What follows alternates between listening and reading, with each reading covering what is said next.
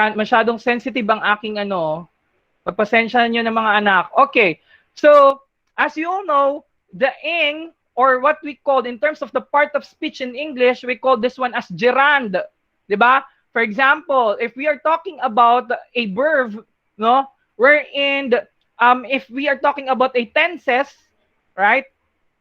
Tenses, diba, we have the present tense, past tense, and then the future tense. And we have also the, should I say, present continuous. No? At that time, ibig sabihin, no, that's the time you're going to use a gerund, wherein, for example, I am practicing. So meaning, as of now, I am doing something, or I am currently doing, no, I am practicing, no? Meron kang ginagawang bagay na patuloy mong ginagawa.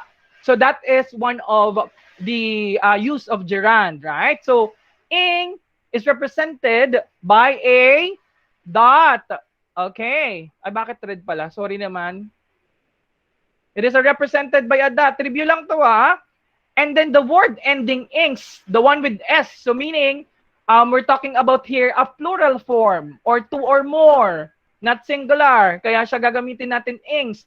Now this is represented by a disjoined left S. Okay? Remember, class, ha? We have two types of S symbol, right? We have the right S. Of course, it is facing at the right. No? And then the left S. Left S, RS. Okay? And then the word ending li is represented by a is symbol. So this is a joined. Okay? In terms of the engli, so it is represented by a flattened E circle. So most probably, if you're going to combine it, it's just like that. Okay, mamaya papakita ko yung example. Now, let's proceed with the sounds of ted, dit, and dead, no? In terms of the ted and did and dead, no, it is a representation of the T symbol plus the D symbol equals the ted, dead, and did. So how are you going to write that one? We have the T symbol here plus the D symbol here. So meaning, it is going to be like this. So if you're going to look into the, if you're going to remember with the symbol, this is a short slanting line. This is the long slanting line. Now, this one, of course, if you're going to describe it, it is going over to the line of writing. Tinuro ba sa inyo yan? Yan. Tatandaan yan, ha? Why? In terms of the line of writing, bakit? Kasi meron tayong mga symbols na it seems that they are going to be the same. But saan sila nagkakaiba-iba? Dun sa length niya or haba niya. So these two are both two slanting lines, right? But in terms of the length, no, magkaiba sila. So T, this symbol, and then the TED, that, dit symbol. So you have to go over, no, with the line of writing. Okay? So if this the case, no, what if the word is credit, or we have the word credited kapag, if it is in past tense, no, most probably if you're going to write it, how? We have the K, R, E, dit for credit. But if you're going to talk about credited, which one is correct? This one, K, R, E, dit, plus the D, or this outline. K-R-E, dit, and then we have the jog plus the D. Which one is correct? The exhibit number 1 or exhibit number 2? 2, sir. Anyone? Number 2, Sir. 2 po. Very good. So, wag niyong kakalimutan yan. Bakit? Because there is a rulings in terms of that one. Same with the principal. Okay, wag kakalimutan yan, ha? Pasensya na, medyo di pa ako sanay ulit sa pen ko. Ewan ko ba't nanginginig ako ngayon. Okay? Now, if you're going to represent the sounds of TED, DIT, and DED, no? Going to get back. So, should be going over the line of writing. Okay, so this is the line of writing. I'll repeat it. Line of writing, and then this is the half portion. Okay, napaka-importante yan, nalalaman nyo. Ha? Na-emphasize ba yan sa Steno 1 and Steno 2 nyo? I hope so. Now, let's proceed. Let's start with the word doing. So the word doing is represented by the doing for doing. Bakit naging ano? Let me write it again, class. We have the doing for doing. We have the word hearing. We have the dot that represented for the H and E R ing for hearing. So remember that the H should be written above the vowels because if ever no, you're going to should I say mistakenly put the dot no here and then the another symbol here, no, it may represent with another word. Of course, how are you going to interpret that one? Anyone? Kapag ganyan, hindi ko nakikita yung board, please. Just tell me your surname and then proceed with your answer. If you're going to read this one, ano na siya? Ha? Anyone? Bilyadores po. Biadole, please proceed. Eating po. Eating. Paano na pag ganyan? Ano na pagbasa dyan? I can't hear you. Sir Almeida. Yes, Almenia, proceed. Oh, ano nangyari? Yun po. Ano na siya? Yun po, sir. Oh, yes. How about the dot? So, this will represent with and no. So most Sir. probably, yes, tell me, what's that? Fortuna po. Yeah, Fortuna, tell me. So if you're going to look into the context, ano mangyayari pag binasa mo na yan siya, eh nagkamali ka ng placement ng dot. It's supposed to be a represent.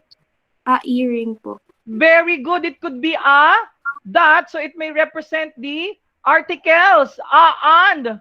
Na? And. So, kailan ba natin ginagamit ang article a at article an? When we are talking about the word that starts with the vowels, no? A, E, I, O. Oh, sabi sa'yo, mag-review tayo ng English nito eh. You're going to use the an. If it is preceded with a vowel, you're going to use an. Pag pinag-usapan naman natin yung consonant, ibig sabihin ng consonant, alam nyo na yon. 'Di ba? Kung wala sa vowel, so we have, for example, the book. Okay?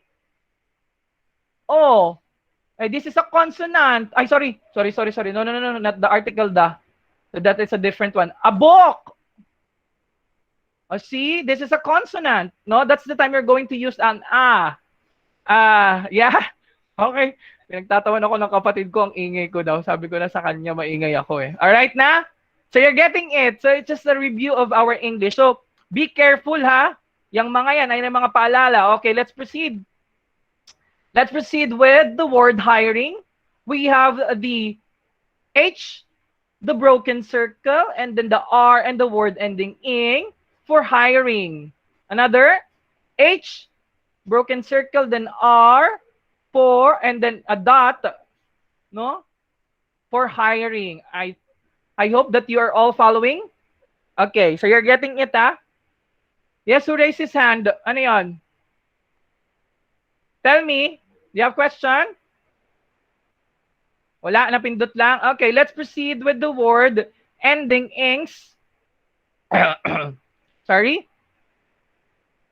The word ending ings is represented by the disjoined S symbol. So we have the, in terms of the shorthand spelling, we have the D, E, L, and then ings. Again, class, dapat medyo malapit to the last symbol. Alright?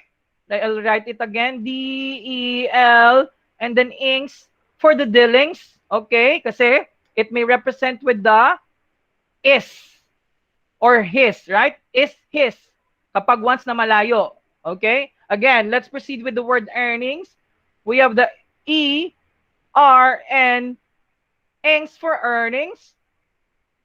E, R, and ings for earnings. Okay? Let's have the word feelings. We have the F symbol, E, L, ings for feelings. Another one, we have the F, E, L, ings for feelings. I hope that you are all following. This is just a review. Mamaya mag-ready kayo sa dictation natin. Then let's proceed with the Li symbol, not the Ili. So the Li symbol is represented by the E, a joined E. So kakabit siya. We have the B-R-E-F-L for briefly. And then let me write it again. B-R-E-F-L for briefly. Okay? Let's have the word costly. We have the K-O-S-T-L, costly. Let me write it again. K-O-S-T, then Li for costly. So this is the thing that I'm teaching with my Steno 1, the shorthand spelling, para mas mapadali kayo. Paano mo siya i-spelling, di ba? We have the principle of, if you're going to write a shorthand outline, it should be based on the principle of you write what you hear. Kung ano yung napapakinggan mong sign, ay sound, ayun yung isusulat mo. Okay? So how are you going to shorthand spell that one? Okay? If you're going to talk about a Steno 1. Okay? So let's have for the word K. Oh, anong nangyari sa sulat? We have the letter K for the sound of K. And then we have the O. And then we have also the left S. Okay? And then we have also the T. Okay? And then the word ending Li. Pag napansin nyo, di ba? Pag dinaisect nyo to, we have the K, O, S, T, and then Li. See? That is how are you going to shorten spell that one. How about this, the word feelings? Try natin ha. We have the F symbol. And then we have the E symbol. Then next we have the L symbol. And then of course, the word ending ings. Tinuro ba sa inyo yung ganyan? Shorthand spelling? May nakakaalala ba? Para mas tinuro, di ba mas madaling makabisado? Ayun ang ini-emphasize ko sa Steno 1. If you're going to master that, you could be able to interpret everything kahit unfamiliar words pa sa iyo yan. Okay? But hindi tayo magpo-focus dyan. Ni-review ko lang kayo. Then let's have the word greatly. We have the gay symbol. Medyo napalaki. Gay symbol and then the R. A symbol for the long A, then T.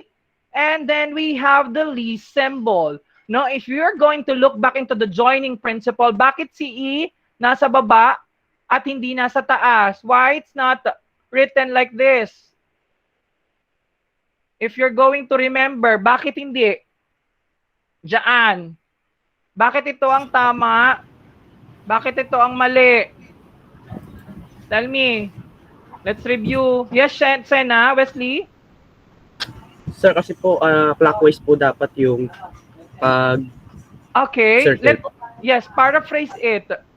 When are we using when we are going to use the clockwise motion? If we are So kapag ano po siya, sa loob po siya ng curve. inside curve, Yes po.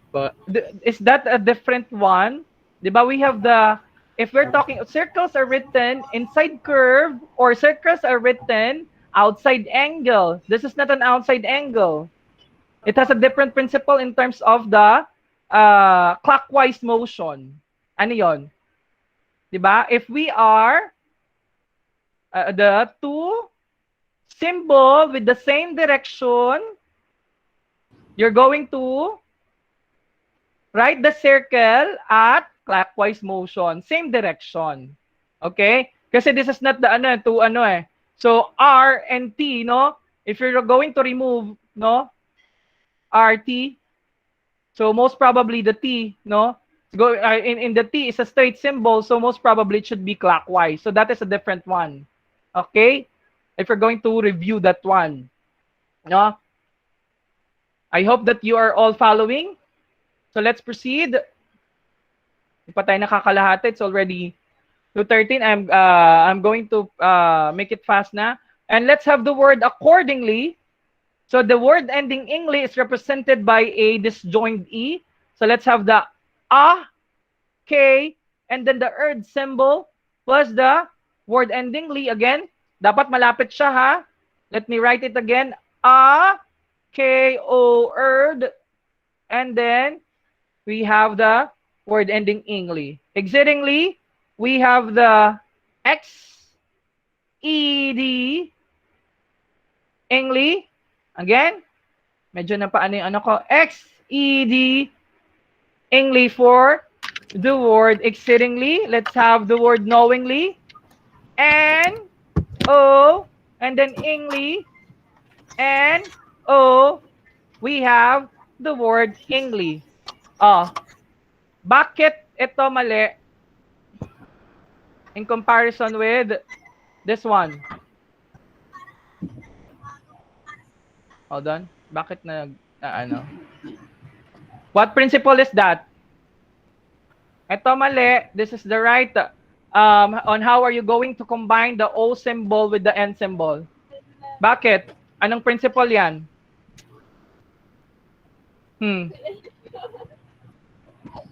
Oh, wala nakaalala? The O symbol is written on its sides or pahiga if it is joined with or after, before or after the, ano yung mga yon? Ha? N, M, oh, meron pa ba? Meron pa ba? Pahiga siya sinusulat? Ano pa? Ah, L. Nakalimutan na. Okay, so let's have the word easily. Okay? In terms of the illy, no, ito yung sinasabi kong flattened circle. Flattened siya. So please be careful dito class ha, para mas mabasa nyo maging readable. Easily, ayan no, parang yung ano, buto ng bigas. Ito natin, E is illy for easily. Wait. E is illy for easily. We have the word family. F, M, illy for family.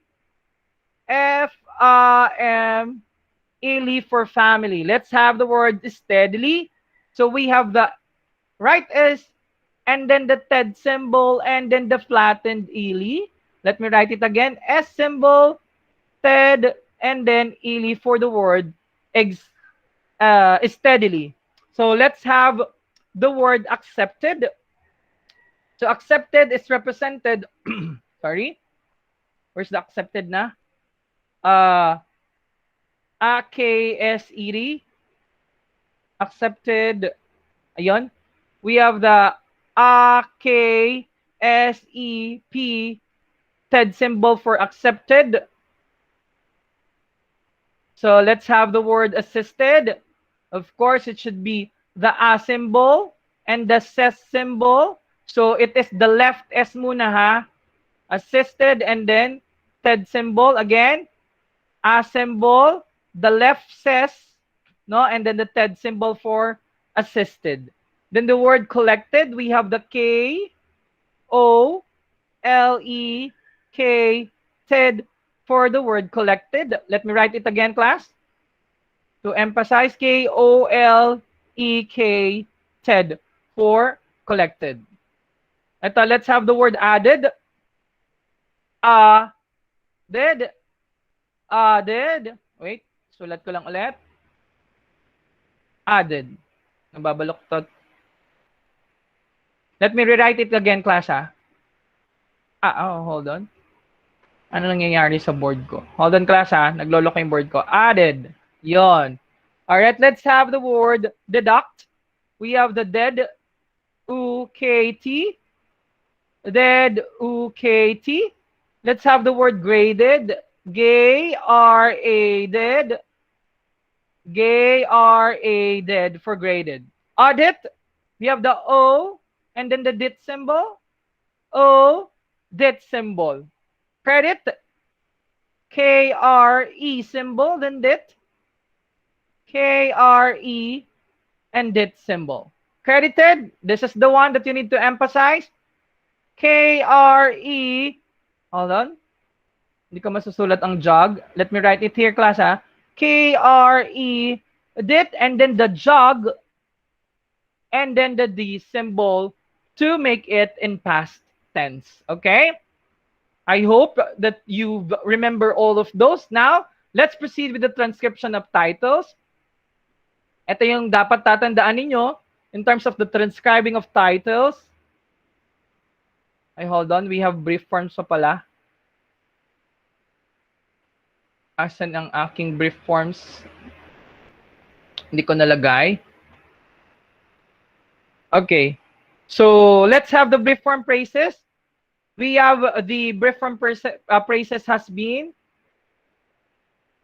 Okay. Has been able. We have the has not been able. Okay. So, please review it na lang, ha? Nag-review lang naman tayo. It has been. And then don't forget the dot. No? I have been. Let me write it again. Medyo kumaliwa yung ano ko. I have been. Of course, I have not been able. I have not been able. Of course, we have the I will be able.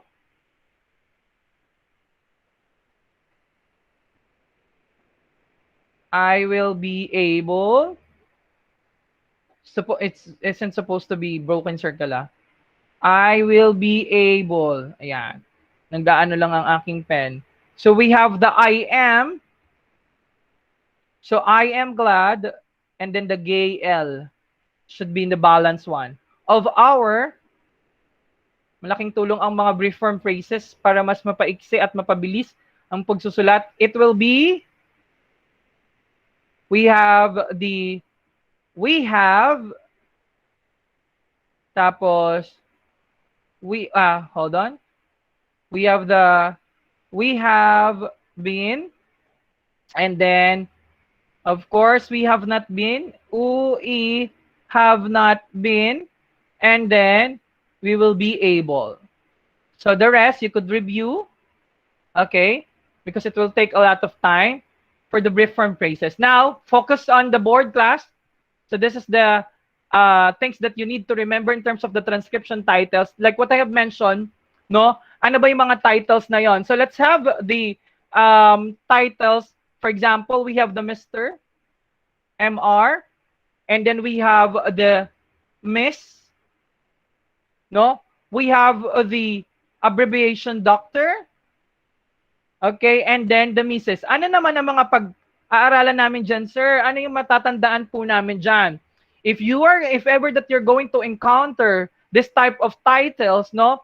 Number one, it is your parameter or your cue, no? If when are you going to use the colon? Napaka-importante yan. Kailan gagamitin ang colon na punctuation in the salutation? The section of the salutation, part of the, ano to, di ba, letter? Salutation, yung bating panimula, right? So, magagamit mo siya or malalaman mo kung colon ang lalagay mong punctuation or the comma, alright? Kasi, we are going to use colon sa punctuation, as punctuation in the salutation kapag if we are talking about a formal letter. Sir, ano naman kinalaman ni titles dyan? Bakit mo pa tinuturo sa amin yan? If you're talking about an informal or friendly letter, gagamitin natin ay comma. Sir, anong kinalaman ni formal letter? One of your determiner, kapag once na, should I say, gumamit sa salutation ng Mr., Mrs., Professor, or any other academic titles. It could be also general, honorable, no? That is a formal letter. Automatically, you're going to use colon. And then, kapag paano mo nalalaman kung it is a friendly letter, of course, it will start like, for example, Dear Ami. So that is a friendly letter because it starts with a personal name without the titles. Okay, ayan ang importansya nan. Okay, now, another thing, so let us remember this one ha, itong mga to ha, cue mo yan para malaman kung kailan mo gagamitin yung colon or comma. Okay, wait, example ko lang ha. Dear Mr. Of course, for example, Boston. Okay, then followed by a colon because that is a formal letter because it has a title, no? Before the personal name. This is the personal name. And then at the same time, no? Bakit sasabihin mo sa akin, sir, bakit may nakita ako doon? Walang colon siya.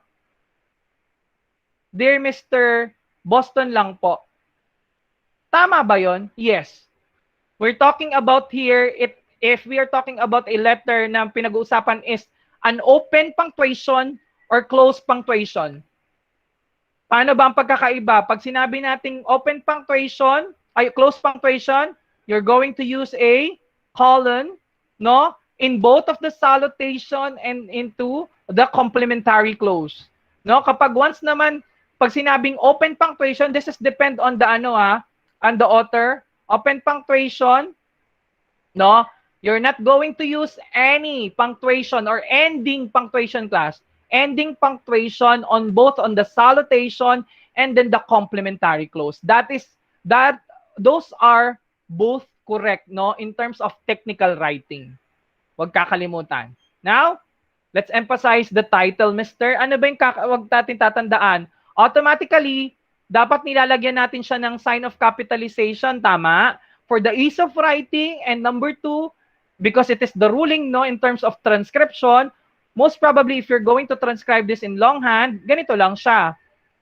Should be starting with the capital M, small, followed by the small letter R, and then period.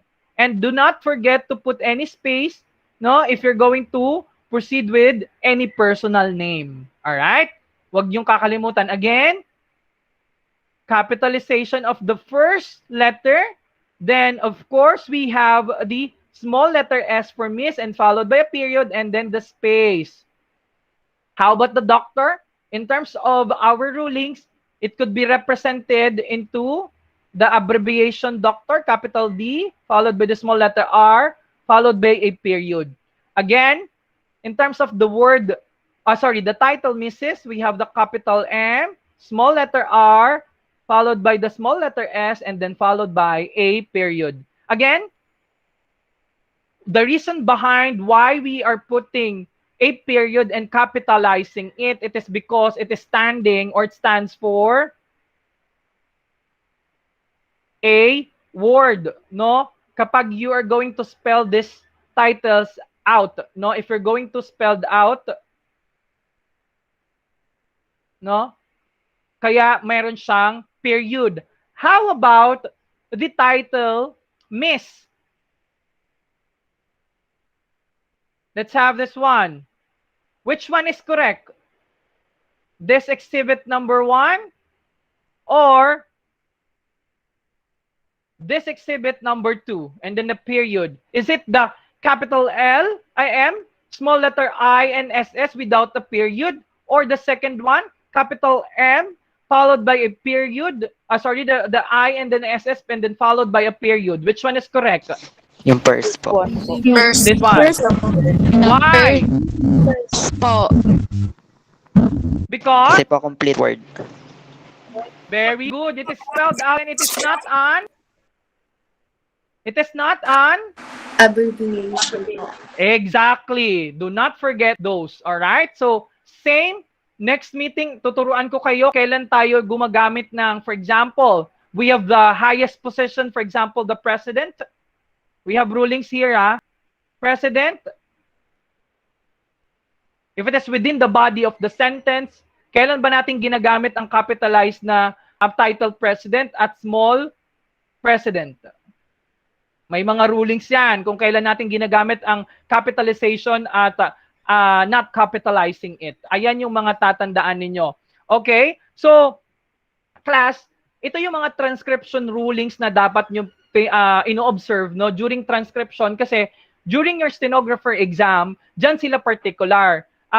Hindi hindi should I say, hindi sila magpo-focus dun sa shorthand outline nyo kung gaano kayo kaganda mag-shorthand outline, no? Ang po-focus nila is how you transcribe your shorthand output. Alright? Plus the application of the proper punctuation, capitalization, no? And then the proper spacing. Okay? I will teach you how, no? After reviewing all of these lessons. Okay? So, wag kakalimutan to ha. Itong transcription of titles. So, most probably you did an advanced reading. That is a good job. Okay, now let's proceed with the lesson number 2.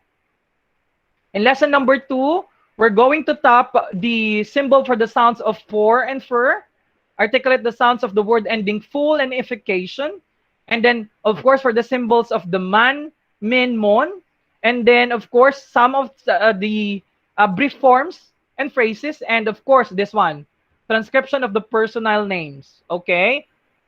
We call that one as proper nouns in the part of speech, okay? Now, with the sounds of for and fur, no, it is represented by merely an F symbol, a joined F symbol. So let's have the word forget. You know, we have the for, gay, et, for forget. Forgive, we have the for, gay, ev, for forgive. We have the form, this is 2 symbol only. We have the for and then the M symbol. Fortunate, we have the for, and then the tin symbol plus the long A and then T symbol for fortunate. Okay, let's have the word, the sounds of fur. No? Kung earlier for, ngayon, the sounds of fur. Okay? Let's have the word furnish. In terms of the furnace, we just have 3 symbol. Fur and an ish symbol. Fur and an ish symbol. How about the word furniture? We have the fur and et, and then the word ending your. So dalawa yung ano dito eh. Should I say symbols, no? What you call this, representing with the a symbol of 3 composition of letters. Furniture, the word beginning fur and for, and the word ending your. Okay, combination yan. And then we have also the word further. We have the word beginning for, and then of course we have the under if. Okay, so if you're going to look also, bakit hindi siya pabaliktad na ganito? Oh, it could represent with another brief form phrases. Ano yan? For the. Bakit yung for? Yeah, very good. So we have the further. Bakit? We have also joining principle in terms of the kailan natin gagamitin si under if and over if. Okay? So kailan ba natin ginagamit? Let's say for instance, it is joined with the, for example, if it is before the O symbol, under it yan. This is loath. I loathe my life. I hate my life yan. So let's say for instance, of course, it is joining with the L. For example, ito. This is health. Okay? And we have also another one. We have the B, O, and then the T for both. And then the rest of that one, you're going to write it as the over if, not an under if. The rest, no? Aside from the, if it is connected with the O symbol and L symbol. All right? Okay, let's move on. Review na lang tayo to class ha. Hindi ko na siya iisa-isahin. Review lang naman tayo. The word ending full unification is represented by a disjoined. Ibig sabihin, hindi siya connected ha. Disjoined F symbol. Okay? So let's have the word careful. Oh, sorry. We have the full unification pa lang pala. Sorry. Yeah, full is sorry. Full is a joined one. Sorry. Please I am standby corrected. Sorry. The full, no? Nalito ako tuloy sa ano ko. Hold on. Let me correct this one, huh? This is the combined or the joined, no? Joined F symbol and then the disjoined F symbol or this one. All right? Connect ko lang yung ano ko class, ha? Laptop ko. Medyo lobat na. Okay, let's have the word careful. We have the K and then the long AR and then the word ending full for careful. Delightful. We have the DL, long IT, and then the word ending full for delightful. Doubtful, we have the symbol D, and then the ow symbol, then the T, and the full symbol. We have the word doubtful. Let's have the word notification. So it is a disjoined F symbol. We have the N, O, sorry. Hindi humiga yung O ko. Notification for the word notification. Let's have the word identification. We have the broken circle and the then symbol plus the T plus the word ending ification for identification. We have also the qualification. We have the K, O, and then L, and then ification plus the W dash to represent for the W or for the Q. So it's pronounced as qualification. So how are you going to make it plural? As simple as this. K-O-L and then the disjoined F plus the S for the representation of the plural qualifications. As simple as that. Okay? So let's proceed with the sounds of men, man, min, and mon. So how are you going to write this one? As simple as this. This is a combination of the two straight line of the M symbol. That is a long straight line, and then plus the N symbol, which is a short straight line. So it is a combination, no? Combination. So it will be representing as this very long straight line. Okay? So let's have the word men. It's just simply like this. Men. Of course, the word meant. Lagyan lang ng T sa dulo. It is meant. How about the businessman? We have the brief form business. We have the BNS symbol plus the men symbol. Okay? For businessman. Let's have the word many.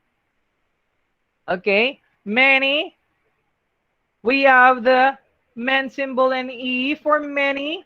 We have the manage, of course, men symbol or man symbol for the J to represent as a manage. So woman, so most probably if we're going to pronounce this one, it is women in comparison with the woman. So this is, we're talking about here, sorry, this is just the singular pala. It's supposed to be woman. So we have the U, and then men symbol for the woman. Okay? Let's have the word minimum. Dali lang. We have the min, E, and then the U symbol, and then the M. Let me rewrite it again, class. Medyo bumaloktot. Men, E, and U, M for minimum. Let's have the word minute. Of course, min, and then the E and T symbol for minute. How about the word month? We have the mon, and then the over eth for month, and then of course for money, we have the mon, e, money. So it is the same with the word many, money. Okay? So please do not be confused on that one. Now let's go with the brief form phrases and practice. I hope that you are all following. So let's have, they will be able. Let me rewrite it again, class. Will be able. We have the you will be able. Then will not be able. Will not be able. And then we will not be able. We will not be able. Okay, you have been. We have the U, have been. We have the U, have been able. for you have been able. And then we have the we would be able. So e would be able. And then we would not have. E would not have. I might be. Ito. Please be reminded of the personal pronoun I, ha? Bakit? I might be, ulitin ko lang ha, I might be. Okay, in terms of the personal pronoun, we have the rulings, no? If we are talking about in terms of the capitalization, regardless of its position, no? If it is written within at the beginning of the sentence, within the body of the sentence, and at the end of the sentence, if it's written in capitalization, or you have to capitalize it, no? That is the ruling in terms of personal pronoun I, and then the other one, interjection O. Okay? So you have to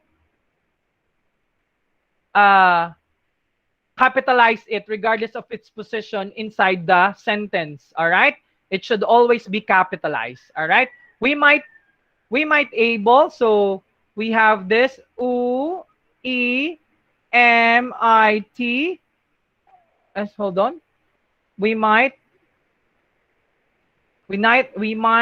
be able. Sorry, there should be a B here. Be able. Let me correct this one, class. Be able. All right. Then you might have you have the U M I T have for you might have. Okay, so please focus on those symbols. All right, now let's go with the transcription of personal names. So another na-introduce ko na sa inyo to nung una eh. I will just repeat it again. So in terms of the transcription of personal names, no, never abbreviate the personal name because it is a personal name, as simple as that, or part of the proper noun. And then, however, no, if we are talking about an initial, okay? So ano yung tatandaan natin doon? Let's have the word, the full name, Robert. Hold on. Robert. Robert. So sign of capitalization. So this is the initial H. So that represents for his or her, should I say, middle initial. And then the Edward, ED, and then the word ending ward. It is a disjoined one. No, so if you're going to transcribe this in the longhand, no, as simple as this, Robert, and then of course the middle initial is followed by a period, and then the surname Edward. Okay, now if we're talking about an initial, no, RH, most probably this is being used, no, with an author. Okay, if you are an author, you're going to use this one, Edward. No, on how are you going to write that, transcribe that one in longhand? We have the capital R, then followed by a period. Then do not forget the space. Okay, then write it with the H initial followed by a period. Again, the simple rationale on that one, no, because it is an abbreviation. And then of course, do not forget the space, and then write the or his surname Edward. Okay, so again, if you're talking about capitalization and at the same time following it with a period, we're talking about here at titles, or it is an abbreviation and it is representing with a full word, no, in terms of spelling it out. Okay, ayan ang mga tatandaan ninyo. Okay, so I hope that you are all following. We're going to proceed now with lesson number 3. So far we are still on time. We still have 1.5 hours, no, for the dictation, and then I'm going to dismiss you na because your next activity, no, is a little bit hard kasi mag-apply kayo ng what you call this, punctuation, specifically the commas, and then we're going to review it on next meeting. Okay, I'm going to have a diagnostic exam, no? Kung so far, how do you remember the punctuations, no? But it is in a steno way. Now, in lesson number 3, class, we're going to top the word ending your, wal, riti, and liti, and of course, the sounds of dev, div, def, and diff, and then articulate the symbols for another set of brief forms, and then sis, here, this is the thing that I have mentioned earlier, no? The transcription of the salutation and closings. These two are part of the important section of the letters. So you have to review on that one. Okay, so let's have a 5-minute break. Mag-washroom lang ako, so you could also go in washroom, okay, for relaxation.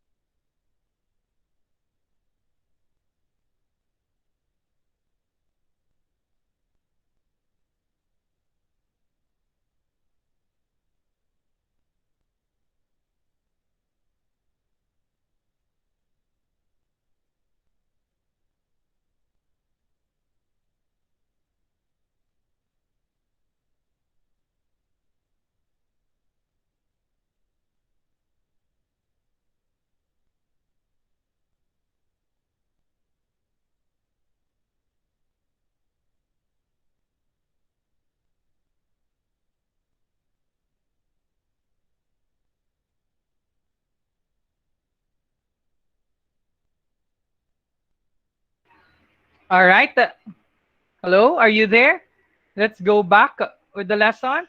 Now we're proceeding with the lesson number 3. Okay, let's have the word ending your, wal, riti, and the word ending liti. So later on, we're going to proceed with the sounds of dev and div. So in terms of the word ending your, it is represented by a joined R. And then the word ending wal, of course, it is represented by the joined L symbol. Okay, so this is a undercurve. Okay, if we're going to look back into your steno shorthand. Okay, in terms of the word ending riti, no, it is a disjoined R symbol. And then if ever we're talking about the word ending liti, it is the disjoined L symbol. Okay, so let's try it on. Yes. Rachel? Yes, Sir, Rachel? daw po? Medyo mabilis daw po. Mabilis. Oh, sorry. Okay. Thank you so much. Ayan, nagiging hyper na naman ako. Okay, sorry. Going back, no? Earlier, no? Let's have a touch. Okay, sorry ha. Na ano na naman ako, na carried away ako. Kala ko steno 4 na. Okay. Now, we've touched the lesson number 1 and lesson number 2. So most probably, you are going to take a look at into the transcription of the titles. Ito. Okay. Review lang tayo ulit ha. Okay, sige. Para hindi mabilis. Now, in terms of the transcription at the titles, no, like in the projection of the whiteboard, no, meron tayong tinatawag na rulings or should I say techniques, no, para na lagi yung tatandaan kasi during your examination sa civil service, no, hindi importante na napakaganda ng steno nyo, no? Hindi doon sila magche-check. Though, it is your basis, no? Kasi, sabi nga nila, kapag once na kaya mong mabasa ang sarili mong shorthand, wala ka ng, you can never go wrong. Okay? Kahit man hindi pa naka-principle yan. However, sir, bakit ganun? Kung hindi ko naman pala kailangan pang yung mga proper, yung proportion, alignment of proportion, tapos other techniques, as long as I could be able to read it. Bakit pa ako nag-aaral ng Steno 1 to Steno 4? Because ito nga yung mga principle na dapat yung tatandaan, na dapat binabaon ninyo. Kasi doon mapapabilis at the same time, you could be able to use that one to understand the full context. Ang nangyayari kasi sa Steno, no, since shortened siya, pinaiksi siya, no, merong mga shortened outlines na kapag once na in-interpret mo, no, without putting any understanding the context or yung gustong ipahayag ng specific sentence, no, you could be able to interpret it with a different words and a different group of words, okay? Kaya importante na nagte-technical tayo dito. Kaya nga parang English din to, combination of English shortened outline plus the should I say grammar, no, specifically, no, in terms of the punctuation, capitalizations, no, kasi we are talking about here technicalities. Ito yung chine-check mismo ng stenographer exam or the civil service. Okay? Moving on, transcription of titles dapat in terms, ang tatandaan nyo lang dito, pag yung mga titles, ibig sabihin abbreviated yon. Okay? Ngayon, kailan ba natin ginagamit ang mga titles? Kasi if it is, as you all know, you are an office administration student, no, most probably, you're going to handle different correspondence. Ano yung mga correspondence na yun? Documents, letters, memos, no, kahit mag-i-email man yan, no, for you to be able to, should I say, present as professional, no, kasi pagdating, hindi naman kayo nakikita physically, di ba? No? Virtually, no, through emails, through paper, no, one thing for sure, your the interpretation of yourself, no, as a professional, magpo-project yan sa mga documents ninyo. So these technicalities will help also to maintain your credibility and integrity. Okay? Kasi ibig sabihin, ay, ang galing nito, alam niya yung mga proper rulings in terms of this one. Napaka-helpful nitong mga to, kaya dapat tinatandaan. So going back, ang tatandaan nyo lang sa titles, no, kapag once na you're going to transcribe it in longhand, ibig sabihin in English, no, you have to capitalize the first letter. Yan lang yan. For example, Mr., no, and then followed by a small letter R, and then followed by a period. Again, kasi it is an abbreviation, kaya may period siya. In comparison with the title, Miss, MISS, this is actually not an abbreviation, kaya hindi mo siya lalagyan ng period. Kasi meaning nga ng abbreviation, no, it's standing for something, no, or it should be spelled out. Okay? So pag in-spell out ng Mr., it is M-I-S-T-E-R. Okay? To abbreviate it, no, it is just composed of the capital M and R and then followed by a period. And do not forget the space kapag you are going to proceed with the personal noun or the personal name. Okay? Alam naman natin, pag sinabi nating personal pronoun or personal noun, no, it is always written in capital or you have to capitalize it. That is the technical rule, no, in terms of English language. So for example, Mr. Jason, okay? Of course, you have to capitalize it, okay?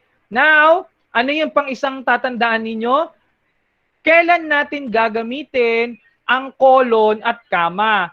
Ang pinaka-cue nyo is the title itself, okay? Ayun yung tatandaan nyo. Bakit? Sir, kasi ganito po, no? Kapag sinabi nating salutation, di ba? Ayan, bating panimula. So nag-i-start yan sa, for example, ladies and gentlemen. We have also the dear, ganyan, 'di ba? Dear sir, dear madam, okay, now let's have an example. Kailan natin gagamitin ang ending punctuation na colon? So, ganito lang, simple lang. Pag it start with the dear, okay, that is the first salutation. And then, of course, if it is followed by a title, Mr. plus the personal name, Boston. Gagamitin mo ay colon, no? Pagdating naman sa informal letter or friendly letter, ano yung pinaka-cue mo? Wala siyang titles. Anong ibig sabihin ng titles? Wala siyang Mr., wala siyang professor, wala siyang academic titles na PhD, MA, no? Wala siyang titles na, for example, in terms of profession, doctor, ganyan. Ano lang, start with the salutation, then, plus it's either yung surname niya or first name niya. Dear, should I say, Jason, that's the time gagamit ka ng kama. Ano yung pinaka-red flag mo or cue mo? Sir, wala pong title. As simple as that. No? Ngayon, sir, may nakita ako. Doon yung salutation niya at saka complimentary close. Wala siyang colon, wala siyang kama. Tapos yung sa complimentary closing, nakakapitalize naman yung, for example, very truly yours. Capitalize naman po yung very, tapos small letter naman po yung truly at saka yours, pero walang kama. Okay lang yon. Kasi meron tayong tinatawag na open punctuation and close punctuation na rulings. Again, it depends on your editor.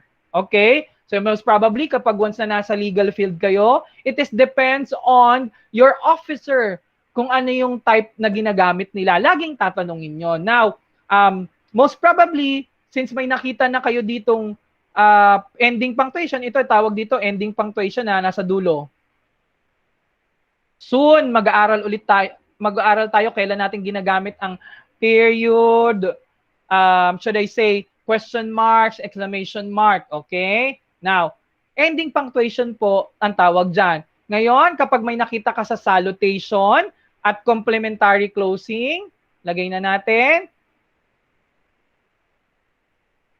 Complementary close. So, for example, very truly yours, and then may comma. Ang tawag dito, kapag may presence of comma sa complementary close at may colon or comma pagdating sa salutation, closed punctuation. Okay din po yan. Correct din po yan. Ginagamit pa din po yan sa technical writing. Ngayon po, pag may nakita din po kayong, should we say, ayan, hindi nakikisama ang ating board. So for example, Dear Mr. Boston, Dear Jason, and then, for example, very truly yours. So this is the complementary close. This is the salutation. No? Pag wala siyang ending punctuation po dito, tama pa din po dyan. Ang tawag naman po dyan is the open punctuation. So wag malilito ha. Okay? So tama pa din po yan. Okay, yan yon. That is the emphasis on the first lesson. Now, punta tayo sa lesson number 2. Anong in-emphasize natin doon? Reminders lang ito. Sabi niya naman dito sa lesson number 2, ang in-emphasize niya, paano naman po tayo daw pag magta-transcribe tayo ng mga personal names? Kasi proper nouns eh. Most probably, if we're talking about proper documents or legal documents, no, may mga, ano yan, highest possession, no, in terms of, for example, if we're talking about the addressee itself, no, so most probably may rulings pa din yan, okay? So pagdating naman po dito, no, pag nag-transcribe ka, if there are actually, if you're talking about the personal names, alam niyo naman personal names eh, that is a proper noun. Number 1 mo lang tatandaan dyan, it should always be in capitalized, or it should be always be capitalized, okay? Ayun lang po tatandaan yan. Ang pinaka-highlight niya kasi dito, ayan po, at hindi na gumalaw ang aking board, nawala na rin siya. Hold on, class, ha? Kanina ko lang ito ginamit at nawawala na siya. Yon. So, dito naman po, ang pinaka gusto niya lang i-highlight dito sa part na to is kapag once na gumagamit ka ng initial in shorthand, no? Paano daw po pag ito ang ginamit niyo at itatranscribe niyo siya sa longhand?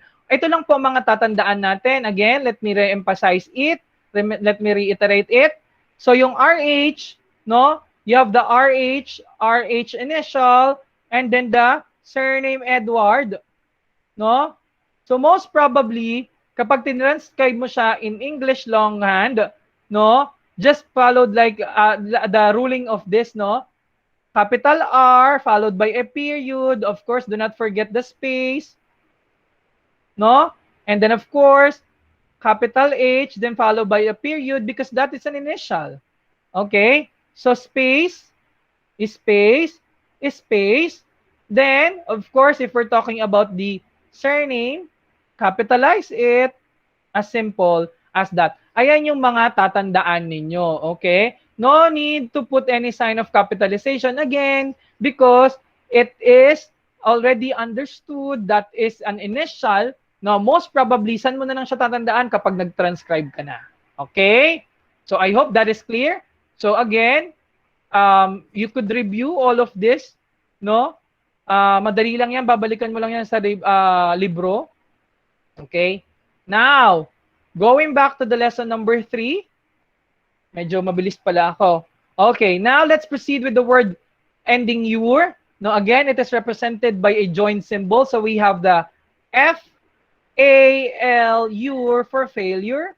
Feature, we have the F-E-T-U for feature. Okay? Again, the word ending "wal" is represented by the L symbol, a joint symbol. All right?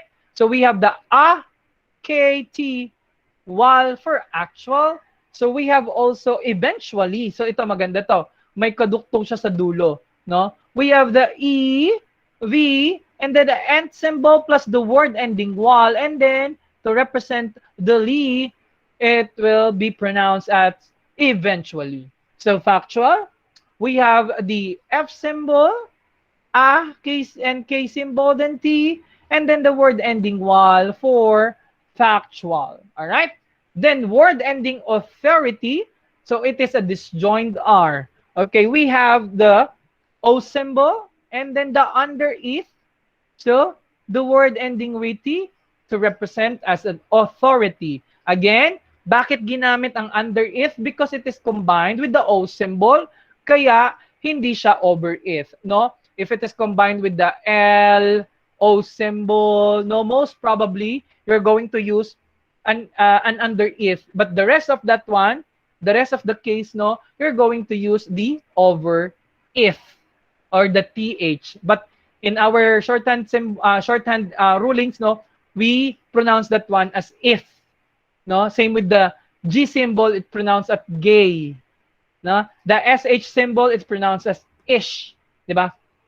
Okay, let's have pluralize it. So we have the O symbol under it, and then the word ending "riti." And to make it plural, just put a left S to make it authorities. Charity. So we have also minor vowels omitted because hindi naman siya nagpapabilis, no? Nagpapabagal siya. So most probably, it's just composed of the che symbol plus the word ending "riti" to represent the word charity. Okay? So let's move on. We have the word ability. The word ending "liti" is represented by a disjoined L symbol. So we just have like this.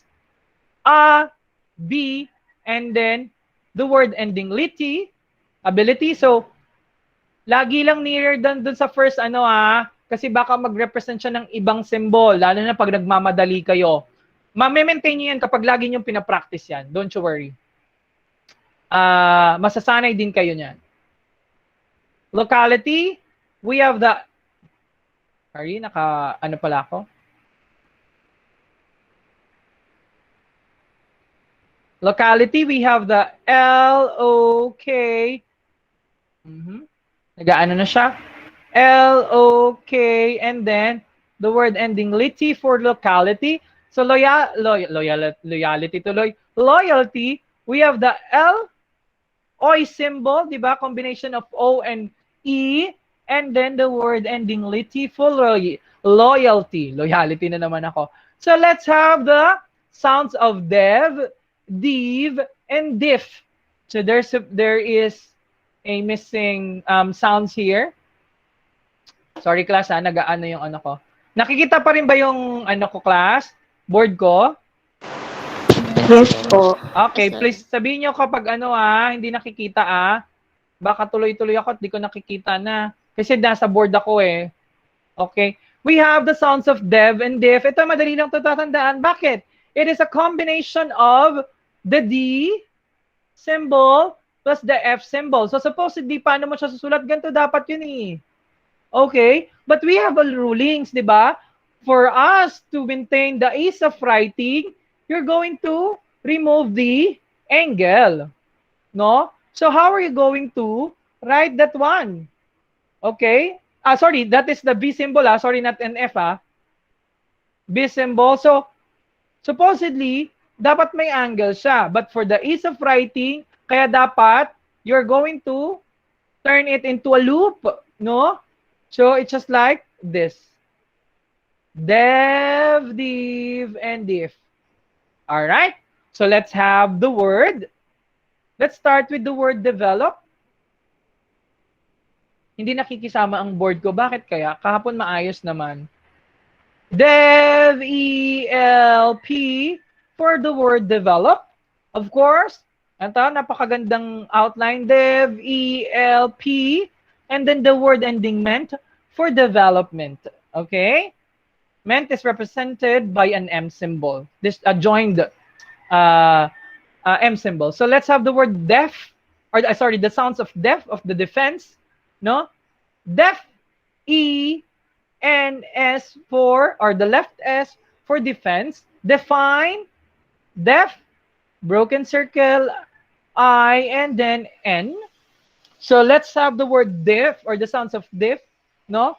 Difference, most probably, we have the diff, R, E, and S, or the left S for difference. Then let's have the word modified. No? Ang ganda nito. M, O, and then the diff symbol, broken circle, plus the I, and then the D symbol for the word modified. Okay? Madali lang siya. Ano lang tayo nito eh. Review na lang tayo. So let's have some of the brief forms and phrases.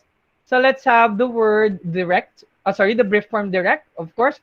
DRK, director, we have just DRKR for director. Okay, doctor during, and another spelled out doctor, DR only.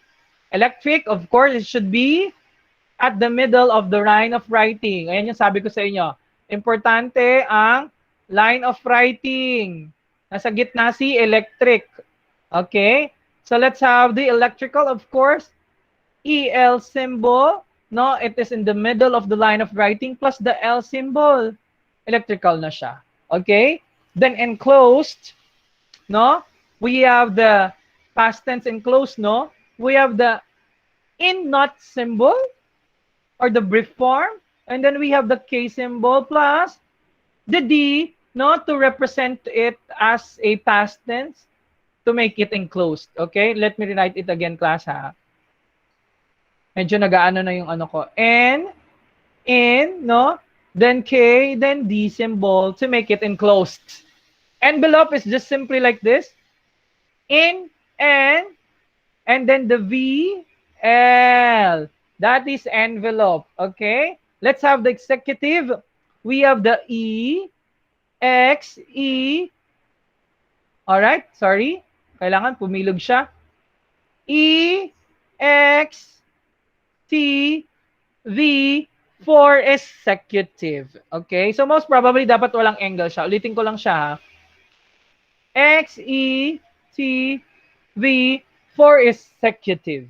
Alright? So experience is just simply like this. We have the X and then P for experience. Okay? Ito, very helpful din tong mga phrases na to. Helpful tips, no? Paano natin ma-determine if we are talking about phrases? Most probably, start with the preposition. So, in, if, to, just like that, no? It has no subject and a verb, all right? If we're talking about a clause, no? It has a subject and a verb plus the predicate. Soon, tuturuan ko kayo kung paano mag-dissect yan. Very helpful lang sa inyo yan. Okay, to do, we have the TED, U. Yan, may nanggugulo sa akin sa FB. Naglilitaw, TED, U for to do the. TED, U, the for to do the. To me, TEM, E for to me, to make. TEM, A, K, to make. To know, we have the tan symbol. And then the O symbol for to know. About the, we have the A, B, and then the symbol or the over it, no? Are in or not? Are in. Are not is just simply R and N symbol. If, and then the symbol. If you, E, F, U symbol. Alright, na medyo E, F, U. Ayan. Nagmamahinga na ang aking whiteboard. 2 years ko na doon siya kasing ginagamit, no?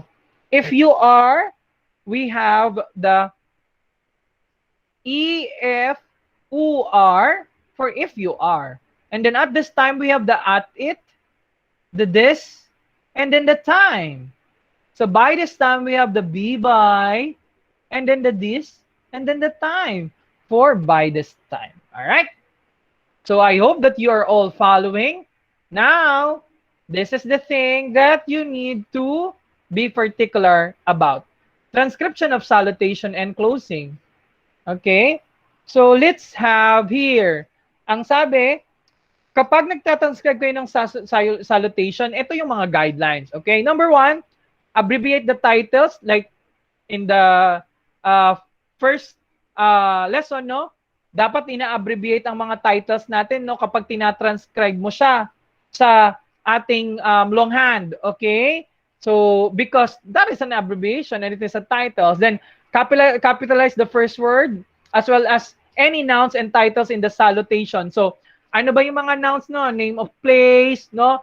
Personal name, proper noun, it could be a name of school, name of the organization, no? But most probably, we're talking about your personal nouns, no?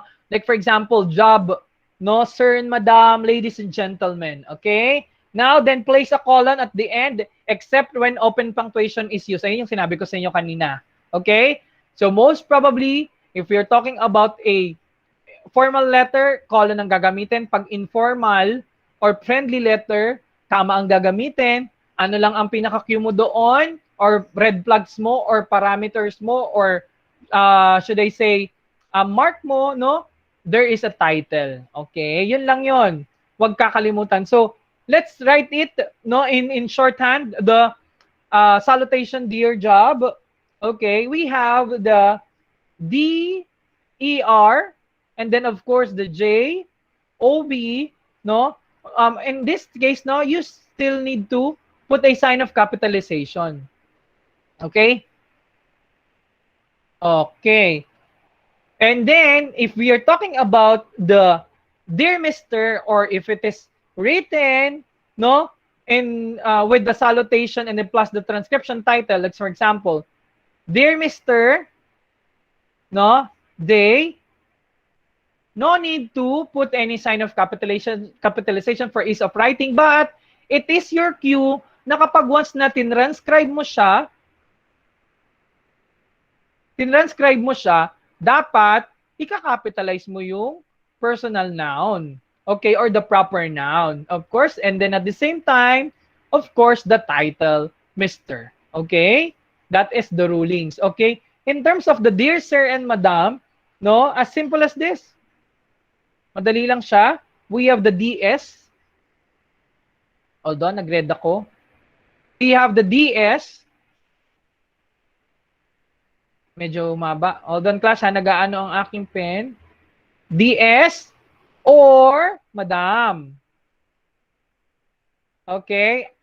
And then the dem symbol for dear sir or madam. Okay, automatically, huwag na natin lagyan ng colon tsaka comma. Okay, itong all of this. Kasi alam mo naman yan eh. That is already your cue. Pagdating sa salutation, no? And then you're going to transcribe it, no? Most probably, kapag sa shortened outline, huwag mo na lalagyan ng colon. Huwag na ganito. Huwag mo nalagyan ng ganyan. Alam mo na yan eh. Kasi that is the first, should I say, section of the letter eh. Okay, first important section of the letter. So, ayan yung rulings na tatandaan nyo. Pag sa shortened outline, if we are talking about a dear only, the salutation dear only, if it is next or preceded with the personal noun, just put a sign of capitalization for your cue. And no need to put any colon or comma. Di ba pag nagkama tayo, ganito, no? Wag na. Kasi that is the rulings kasi it is promoting the principle of speed of writing or ease of writing. Yes po. Sino nag-ano? Taas ng kamay? Yes, may napindot ba? Wala? Okay, proceed ako ha. Yes po. Yes po. Sir, bumibilis daw po kayo ulit. Bumibilis ako. Alright. Sorry. Okay, now. Hold on ha. Bumibilis pala ako. Sorry. Here, in terms of the transcription of the salutation, ano naman yung kailangan yung tatandaan dito? Okay, ganito lang po siya. Okay. Hold on, gamitin ko lang ang aking eraser. Yun. Okay. Okay, let me re-emphasize again. Okay? Pagdating sa pagtatranscribe ng salutation and closing sa ating shorthand, yun muna tayo. Sa shorthand po, ano yung mga tatandaan natin? Di ba ito yung shorthand? Ito yung counterpart niya na shorthand. Ano pong tatandaan po natin dyan? Sabi daw po kasi, ang pinaka-purpose ng shorthand, no, papaiksiin, no? Pagdating sa pag-take down notes ka, mabilis mo makukuha lahat ng words, no, complete, no? Tapos at your top speed, mabilis in terms of kapag nagsulat ako ng longhand. Ngayon, may mga susundin tayong rulings para at least mas mapabilis pa, no? Pero may counterpart siya kapag once na tinranscribe mo na siya sa longhand. Ito po 'yon. Pagdating sa salutation, ibig sabihin po noon yung bating panimula, no? Ito yan siya. Alam naman natin na ang dear is the salutation, plus we have the personal noun, job. Okay? If that's the case, pag pinag-uusapan natin yung personal noun, no, or the proper noun itself, alam natin na dapat kapag sinulat mo siya into English translation, dapat kinakapitalize mo siya kasi nga pangalan siya. Ngayon, ano po yung tatandaan niyo po dito? Di ba dapat pagdating sa salutation, meron tayong tinatawag na ending punctuation. Ending punctuation. Yan. Pagdating po sa shorthand outline, hindi na po natin lalagay muna si colon. Huwag mo na siya ilagay for ease of writing. Ayun yung pinaka-reason. Pero kapag once na tinranscribe nyo po siya, transcribe, no, sa English word, tatandaan nyo po, no, alam natin na pag if it is a formal letter or it is a friendly letter, oops, mali pala to, this is a friendly letter. So most probably, ang gagamitin nyo po is comma. Yan. Again, kapag shorthand outline, wag mo na ilalagay si comma. Wag mo na lalagay si comma. Yan, nagloloko si ano ko. Wag mo na lalagay si comma. Wag na yan. Kasi papabilisin mo yung pagsulat mo eh, pag-transcribe mo. Pero kapag once na nag-transcribe ka sa English, alam mo na dapat capitalize si job or the personal or proper noun, tapos followed by a comma. Okay, ngayon, same with the dear Mr., di ba? Ito yung salutation natin. Tapos, we have also the title here. Ayan yan, no? Di ba? Combination yan eh. Tapos yung proper noun na they. Okay? Proper noun na they. Ngayon din po, same application. This is a formal one, no? Dapat maglalagay tayo dito ng colon. No? Since if we're talking about the close punctuation. Ngayon, wag na. Wag mo na ilalagay. Okay? Pero, tatandaan po, pag once na transcribe mo siya sa longhand, that's the time. I-capitalize si Mr., then followed by a period, then wag kakalimutan ng space. Tapos, proper noun they. Kasi that is a proper noun, no? It is a ruling in English then, followed by a colon. Okay? Same with the dear sir or madam, no need to put the colon. Wag na. Tanggalin na yan. Pero kapag once na tinranscribe siya, in English language, si dear sir is malaki, then si madam malaki kasi again, that is a title. And then, ilalagay po si colon kasi we are talking about here a formal letter. Okay? Ayan po yung mga tatandaan. And then, ano pa yung tatandaan ninyo? Kapag close punctuation,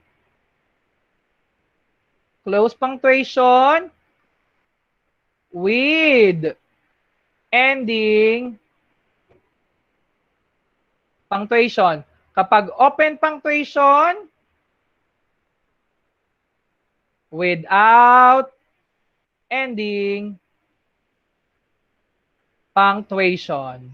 Alright, dumadami na ang ating mga technical writings, rulings. Oh. So far, hindi na ako mabilis doon ha.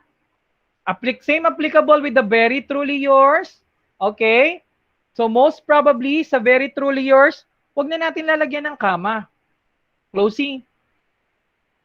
BTU, huwag ka na maglagay ng kama. Kasi alam mo naman sa'yo, sa sarili mo na, pag tinranscribe ko siya, ay, ayaw magpasulat. BTU, pag alam ko naman siya kapag tinranscribe ko siya, meron siyang kama kasi that another reason for that one, it is an important section. Okay? Plus, that is a formal letter and it is in the rule of close punctuation. Doon mo ilalagay si kama. Same with the cordially yours. Mawawala lang yung kama kapag once na open punctuation. Alright? Ay, sorry. Ba't di siya nag-read? Ayun, nag-read na. Pag open punctuation. As simple as that. I hope that you are following. Ayan. Okay, now, that's the lesson number 3 that you need to remember. Okay? So, proceed tayo. Hold on, unshare ko lang to kasi nasa isang board ko yung lesson number 4. So, I hope that you are all following. Natapos na tayo and then we're going to proceed na with the dictation. Okay? So, hold on for lesson number 4. So, those are the things that you need to remember. Okay? May videos naman tayo kapag hindi pa rin nakapagsubaybay, mabagal lang pagsalita ko doon at ini-emphasize ko talaga. Kasi itong ano natin, during your synchronous class, no, we need to maximize your time. Okay? Nandoon rin naman yung reasoning natin. Same. Okay. No need to review na kasi we are, this is just my practice, no, in terms of recording my video, yung pinapakita natin doon sa mismong inyong ERTU. Now, lesson number 4 naman tayo. Review tayo na the sounds of erd, eld, ant, and, emd, and empt, no? And then we have also the sounds for the word ending meant and ball. And then, of course, another set of brief forms. And then ito naman, we have this so-called in English language na similar sounded words, no? But it is different in meaning and spelling. But nakakalito siya. Bakit po? Pagdating sa shorthand outline natin, iisa lang po ang shorthand outline niya. So, ibig sabihin, kailangan mo dito ng cognitive skills mo at memorization. Yes po, magme-memorize po kayo dito. Alam niyo naman to eh. Bakit? Example, we have the Similar sounded words are an hour. If it is, we are talking about here a representation of the symbol. Ano po yon? Anong symbol ang R at hour? Represented by? Ano po? R. R. R symbol. Ngayon, sabi ko nga sa inyo tuturuan ko kayo kung paano magbasa ng konteksto. Hindi lang yung word by word, no? R, hour. Ay, paano yan, sir? Tingnan mo, yung R symbol pala, R, hour. Dalawa pala yung ano niyan. Paano ko ma-differentiate yan? O same with the to, and TWO. Paano yun? Di ba? Anong symbol niyan? Ni to, and to. No? Kapag ako nagsalita, ma-differentiate nyo. To, and then to. Di ba? R, hour. Oh, anong symbol ng ano? To, and to. Ano? Anong symbol? Anong symbol ng to? T-O. Oh, ano ba yan, sir? Ang dami-dami naman ng interpretation ng symbol na yan. Ganito yan. Paano ba natin malalaman yan? Of course, the first group of words and then the succeeding words, alright? Ano bang pagkakaiba ng dalawa, no? Pag sinabi nating are, we're talking about the plural of is. It is a verb, but it is not actually an action word, but it is an helping verb. Bakit? It is connecting the subject, no? It could be a helpful for another verb, no? Parang for example, she is crying or they are laughing. See, the are is a verb and then laughing is a verb. However, they have a different use, no?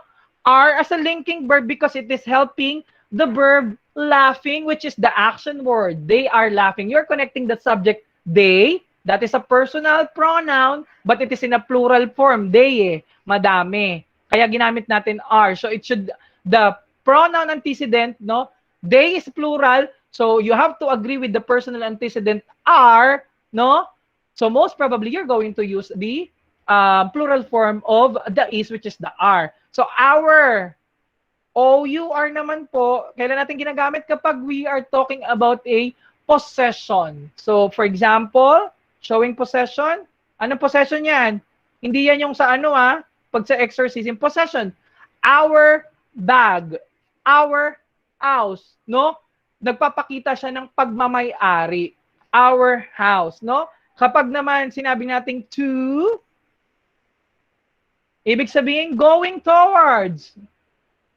Movement yan. Okay, pag to, it is excessive or you are the same. You're on the same page, no? Me, for example, it is too sweet. Ibig sabihin, sobrang tamis daw, no? Kapag once na, pag sinabi naman natin na we're talking about we are on the same page, no? For example, I like it too. Pareho daw. Gusto mo, gusto ko. I like it too. For example, I like it, comma, and then the to. Then followed by a period. Okay, that is the difference, no? When we say to, most probably we're talking about here numerical figures. So ibig sabihin, it is higher than the 1. 1, 2, numerical figure. As simple as that. See? So paano mo malalaman yan? You have to understand the context of the sentence. Madali pag ganyan. Steno 3 na tayo. Malalaman nyo. Kaya nga, last time binigyan ko kayo ng task, di ba? Nahirapan kayo. Bakit? Because ang ginagawa nyo, you are interpreting it by shorthand outline, specific shorthand outline, no? And then word by word. No. It should be understanding the context. Kaya nga, sabi ng civil service, magagaling kayo sa shorthand, no, interpretation, but in terms of understanding the complete context, no, of the sentence or the shorthand sentences, wala na, nakakalimutan na yung mga ganitong principle. Okay? Huwag niyong kakalimutan yan.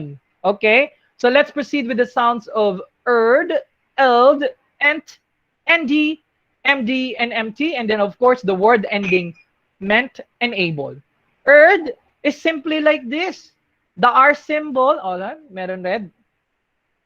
R symbol, but with a curl. No, that represents with the earth. Yes po? Yes po. Rachel? Rachel ba yan? Yes po? May nag-raise hand? Wala ba? Hindi na po busy yung board. Ha? Ay, hindi na visible yung... Ay, oo nga, no. Ay, ala, hindi Wala niya pong sinabi kanina. nakapresent, sir. Ayun, papaalala niyo sa akin, ha. Ako nga pala, nagpalit ako ng board kasi lesson number 4 and 5 na. Don't you worry, hindi ko na makakalimutan yan. Okay, meron na. So, hindi nyo nakita Meron na po. yung kanina. Sir. So, hindi nyo nakita yung kanina. Po. Hindi Yes po. Ay, mga... Ang Hindi galing. po. Nakalimutan na. Okay, so going back again, so emphasize ko yung mga similar sounded words, no? May mga chances kasi na there are times na nahihirapan tayo mag-interpret ng shorthand outline. It is merely because the words are unfamiliar, no? Number 2, I cannot be able to read my shorthand outline. Pangalawa, because of these similar sounded words, no? Bakit ganun? Pag tinranscribe ko siya, tama naman yung symbol ko. And I know that this is the correct symbol. Kabisado ko to eh. However, the second parameters or should I say cues mo is, baka maybe this is part of the similar sounded word. So, I need to understand the full context of the sentence or the shorthand sentence. Paano po yun? Yan nga sinabi ko sa'yo. We have the word R and then our because it is representing with a one symbol lang, R, di ba? Now, ano bang pagkakaiba niya? Pag sinabing R, plural. Madami siya, 2 or more of is. So this is part of, what part of speech is this? This is part of the verb. But this is not an action word. This is an auxiliary verb. So meaning, it is helping another verb, no? To so that it will connect the subject to another group of words. So for example, ano ibig sabihin nun? They are. They, this is a pronoun. Ano ibig sabihin ng pronoun? It takes place the noun. Ibig sabihin, kapag pinuusapan natin na noun, no, it could be pag sinabing they kasi madami yan eh, no? Ano ba yung mga exact noun for that one, no? They, or for example, we're going to use the conjunction end, no? So for example, Ami and Kevin. So that is 2 or more already. So that is the noun. Ami is a proper noun, then Kevin is a proper noun. So in representing or to represent the noun, no? If we're going to use the pronoun, no? In the use of they, no, that is a personal pronoun. Okay, they. So gagamitin natin si are. Are, which is the plural form of is. Hindi mo nang pwede siyang gamitin is eh. They is. That is wrong. Kasi dapat meron tayong rulings na pronoun antecedent. So, ibig sabihin, no, the pronoun itself, no, should agree with the verb. Okay? So, kapag plural to, plural dapat. So, plural, plural, plural. Gets? Pag singular to, singular. So, for example, it. It. No? Hindi naman siyang it are. No? Because it is for non-living things. No? It is not intended for description of pronoun for humans. No? So, most probably, ang pronoun antecedent niya or the next verb that you're not going to use, isa lang naman yan eh, pag singular eh. It is. No? So, let's go back. Going back, no? How are you going to use the plural form of are? No? Sabi nga natin, this is an helping verb. Tumutulong siya eh. Okay? Now, this is the verb. No? Alright, hold on. They are crying. See? This is actually an auxiliary verb, but this is the action word. Tinutulungan niya para makonect si crying, which is the action word sa subject na they. Alright? As simple as that. Ayun lang yon. Our, same pa din siya. No? Ito naman, showing possession. Pagmamay-ari. No? For example, our bag. Our house. No? Ang bahay ko yan eh. So that is ours. Our house. Bag ko yan eh. Or bag namin yan eh, rather eh. Our bag. As simple as that. No? So you have to understand the context. No? Let's proceed with the two, and two. No? Again, we have the two. Okay, tu. Two. Tu. Two. Tu. But if we are going to use it in sentence to understand its full context, no? We have the going towards, no? Ibig sabihin, to deduct, to discuss, gagawin mo eh. Okay? Ayun yung gamit niya. TWO, numerical figure yan. Ibig sabihin, may kasunod yan. No? It is higher than 1. No? 1, 2. So it is, meaning, it is lower than 3. Oh, yun. Pag sinabi naman to, excessive, no? Or same. Okay, let's say for an instance, I like, pangit lang. I like it, comma, to. So, ibig sabihin, pareho daw kayong may gusto nun. No? Pag sinabi naman, ano, it is too sweet. Excessive naman, sobrang tamis. As simple as that. Okay? So, those are the things that I have neglected. Okay. Now, let's proceed with the sounds of erd. Eld, no? The sounds of erd is represented by, the eld, no? Is represented by the L symbol, but with the curl at the tip of it. And then the ent, no? It is represented by a combination of N plus T symbol. So it is merely half of the line of writing. And then the MG and MT is a combination of M plus T symbol. So most probably, it is going over, or most probably occupying the full height of the line of writing. Okay? Now let's proceed with the word. Answered, we have the A, N, S, E, erd. For answered, appeared. A, P, E, erd. For appeared. Let me write it. Pangit. A, P, E, erd. For appeared. Bored. B, O, erd. For bored. Prepared. P, R, E, P, A, erd. Prepared. Same with here. We have the similar sounded word build. B-E-L, build.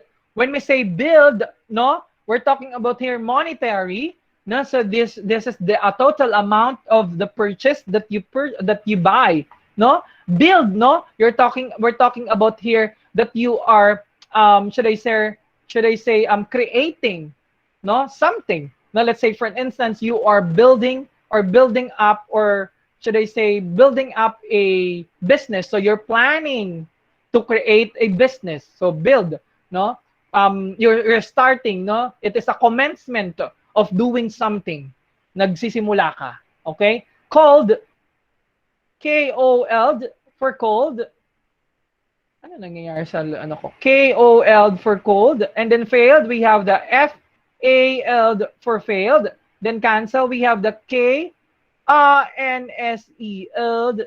for canceled. All right? Again, we have the word ending ment is represented by a joined M symbol and then the joined B symbol, but it is going to occupy the next line of writing, ha? Hindi siya nakataas. Okay, laging uumpisan siya ng unang symbol. All right? Account, no, we have the A, K, ow, ent for account. Agent, we have the A, J, ent for agent. Okay, then into, ent, then U for N2. Assigned, so ND also, no, it is represented by the NT symbol. So assigned, we have the A, S, broken circle, then, and for assigned, nagaano siya. A, S, I, and for assigned happened, we have the H, P, E, and happened kindly, K, I, and then Lee for kindly. All right. I hope that you are all following. Review lang to. You could also watch the video in your ERTU at saka at the same time sa ating Sibet YouTube video. Claim K, L, A, MD. Mas malaki to kasi MD siya eh. Claimed. Confirmed. Con. F. Hold on. Nasaan na ako? Confirmed. Wala ang ano ko. Ayun, sorry. Medyo napahaba na. Con, F, R, MD for confirmed. Then informed. In and, no? Or in not, sorry. For, and then MD for informed. Okay? Let's have the adjustment. We have the A, J, hold on. AJUST meant for adjustment. And then advertisement, we have the brief form advertise, then meant. And then appointment, and meant for appointment. Available, we have the VAL, and then the word ending ball. Capable, KP, ball for capable. Let me rewrite it. KP, ball. KP, ball for capable. Then eligible. Let's have the ELJ, ball for eligible. Okay? Let's proceed with the brief forms and phrases. We have the for, inform, from,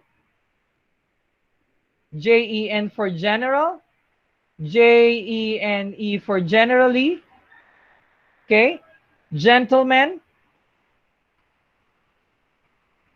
We have the gentleman, no? We have the J and then man symbol. Glad, gay L. Good is just simply gay symbol. Idea, no? We have the ADE. So most probably, no? Those are they are getting yung sa pagdating sa brief forms na they are getting the first 3 letters, no? Para mas madali siyang isulat. However, the AW symbol plus the V for a however, yung you are hearing the sounds, no? So can be, can have, can you, okay? We have the cannot be, cannot have, for the, for this, from the, I am, I can, medyo na palaki, I can, and then I cannot. All right? All right? Okay. So this is the thing that I have introduced to you, the communication skill builder. So I'm not going to emphasize on that one. Alam niyo na kung paano i-differentiate yung our, and then to, and to. Okay? So let's proceed with the lesson number 5. So we are already at the last topic. Okay? Meron lang tayo ditong topic for the ten, den, and tain. And then the tem, dem, the symbols for the sound of if, no? And then brief forms plus, yon, pagkakaiba ng sight, and weather. Later on, i-differentiate natin yan. 10 is just simply the T and N symbol. So supposedly ganito siya, T and N. But for the ease of writing, so dapat naka looping siya. All right, rounding of angle. So then, so same with this. Yan yung mga yan. 10, then and 10 is represented by the combination of the T and N or the blended T and M. And then pagdating sa TEM-DEM, it's just a combination of T plus D, M. So most probably ito yung nag-go over. TEM, TEM, same with the DEM. Yan yon. It is just simply, or sorry, the sound of, should we say, why there is a if here? Yeah, correct, if. So most probably, we're talking about here the under if and the over if. Okay, so most probably we have this over if and then the under if. Okay, we have two rulings in terms of kailan natin gagamitin si under if at saka over if, no? And then the word ending there. Okay? So pwede siyang ganyan, pwede po siyang ganyan. Okay? Tingnan natin kung saan natin nagagamit ang word ending there ay under it and the over it. So let's have first the word acceptance. Let's have the A, K, S, E, P, then 10, S for acceptance. Now let's have the word assistance. A, sis, blend, and then 10, S for assistance. Competent, we have here the com, P, 10T for competent. So there is a minor vowels omitted here. Confidential, we have the con, F, then shall for confidential. Deny, then and I for deny. Evidence, Ev, EV, and then again minor vowels omitted. EV, thence. All right, certain, we have the SER, and then the tain symbol, maintain, M, A, N, then tain for maintain. Hold on. M, A, N, maintain, and then obtainable. Sorry. Obtainable, we have here the O, B, tain, ball for obtainable. Let's have the tem and then symbol. Let's have the attempt, then T. We write it again, attempt, T. Custom, we have the K, U, and then of course, sorry, dapat ease of writing siya, K, U, S, tam is for the custom. Again, K, U, S, tam for custom. Not this one. Estimate, we have the ES,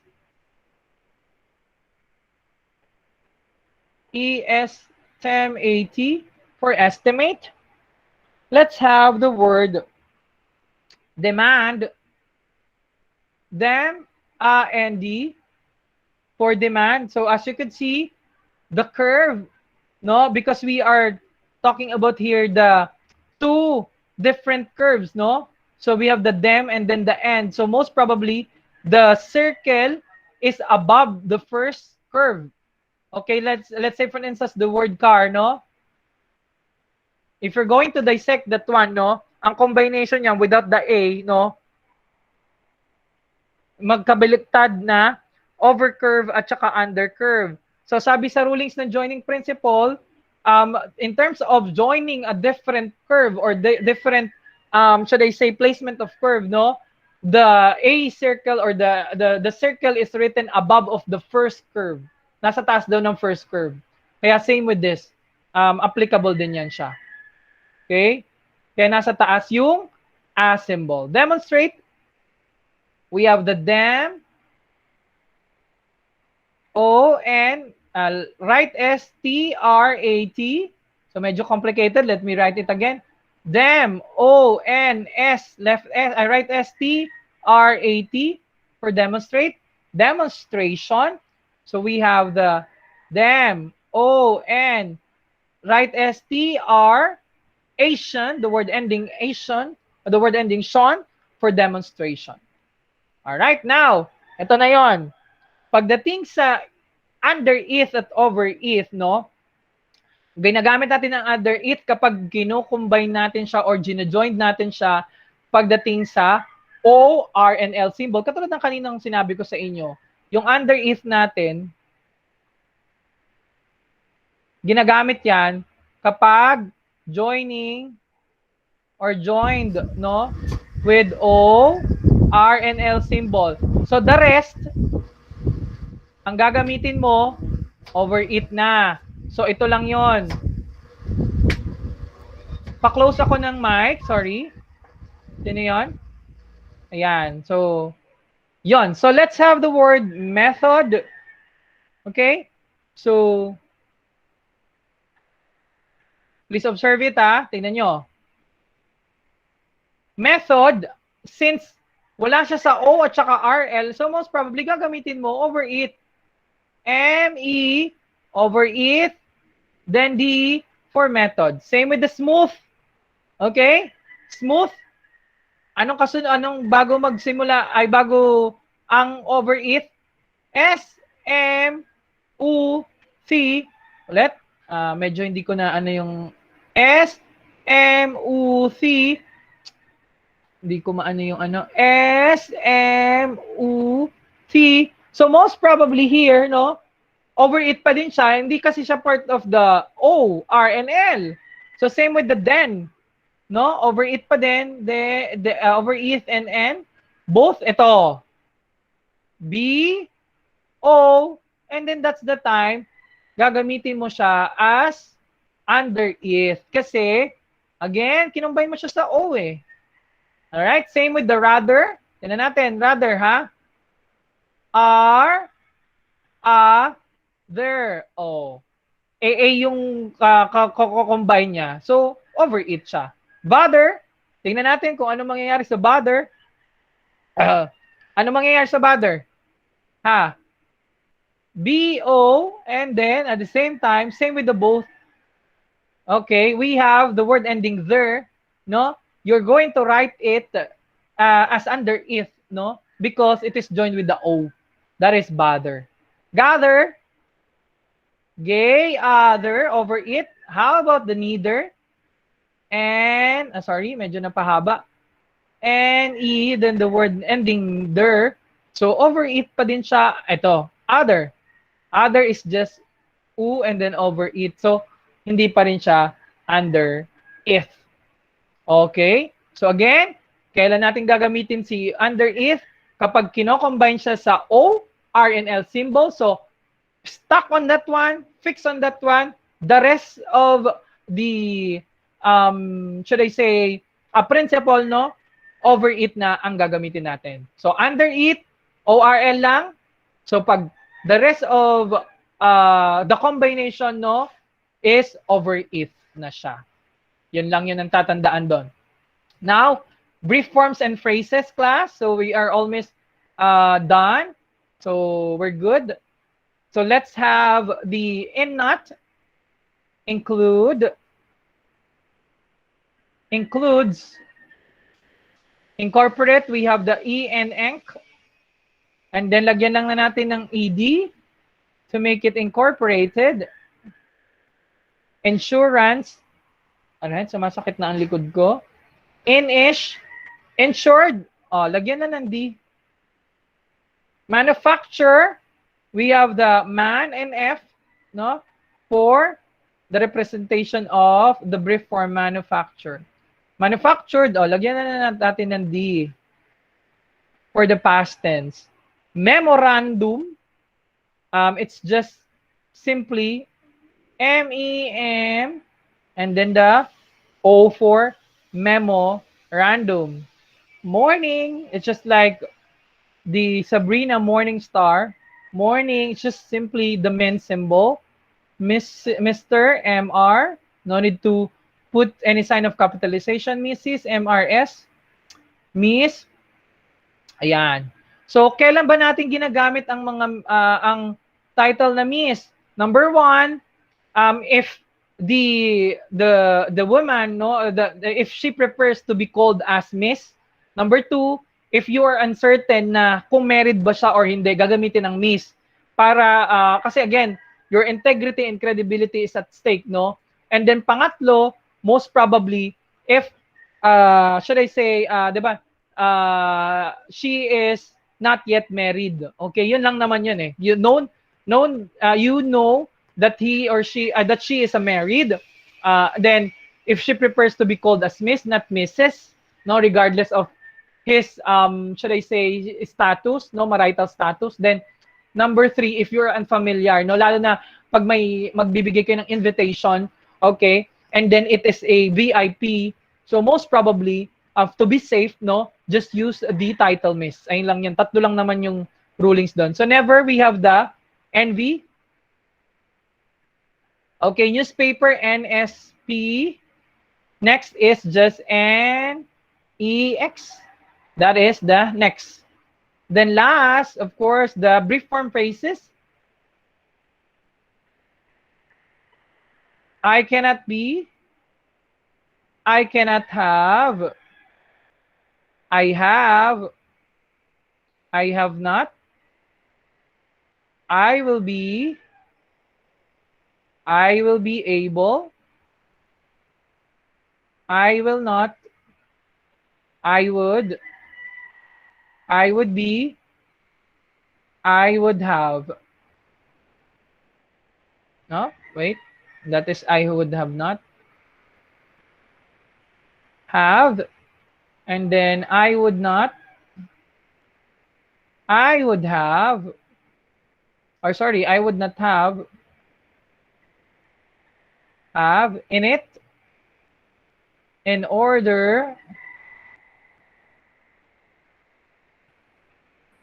In our. In the. In this. In which. Okay? Now, ito yon. Kanina, binigay ko sa inyo yung difference of this, no? When we say site, and then S-I-T-E, madali lang to.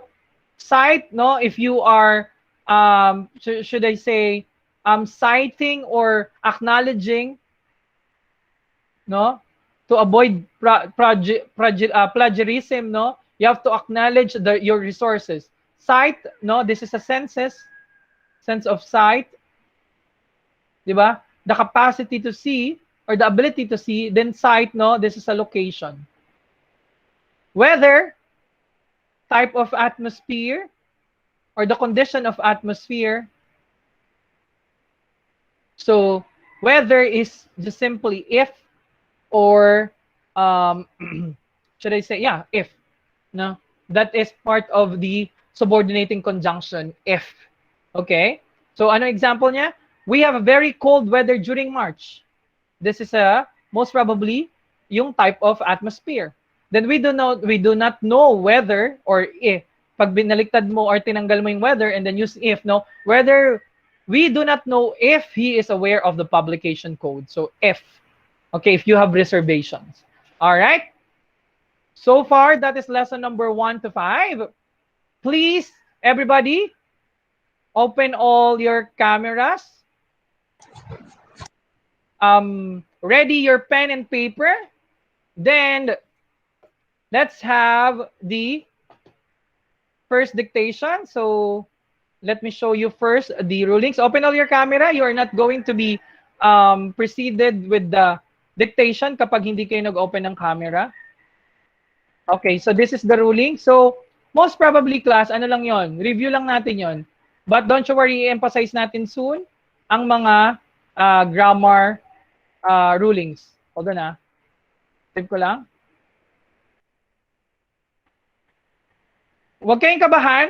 Hindi naman buo muna tayo. Relax lang. Mukha lang nakakakaba. Pero you have to follow all the rulings, ha? Ito yung decorum that you need to observe. Hold on, ha? Tab. Okay. Okay. Micaela, can you please read what you're seeing sa inyong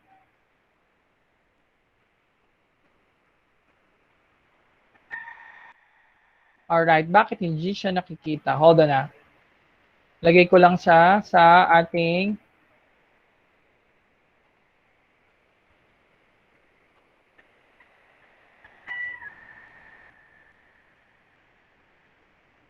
Alright, okay. Yan.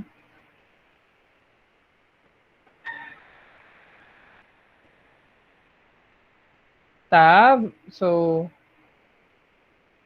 am I sharing the screen, class? Yan. Nakikita ba? Black po. Hindi Hindi po. po. Black pa po. Wala po, Sir. Black po. Yan tayo. Hold on. So, I'll be sharing it sa iyong... Hold on na. Ang hirap ng technical. Okay. Alright. There. I send it sa messenger. Please, Micaela. Sino ba tinawag ko kanina? Micaela. Or sige, Michelle na lang. Michelle, yap. Read whatever you are seeing dun sa my ating FB Messenger. Those are the guidelines in the activity for dictation. Okay. Pabasa ako na malakas.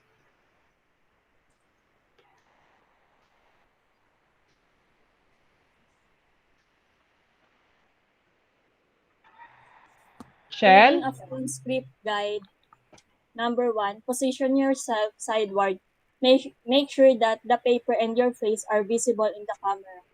Number 2, when your turn, place your output in front of the camera for 10 seconds. Important note, there should be no longhand transcription in every shorthand outline.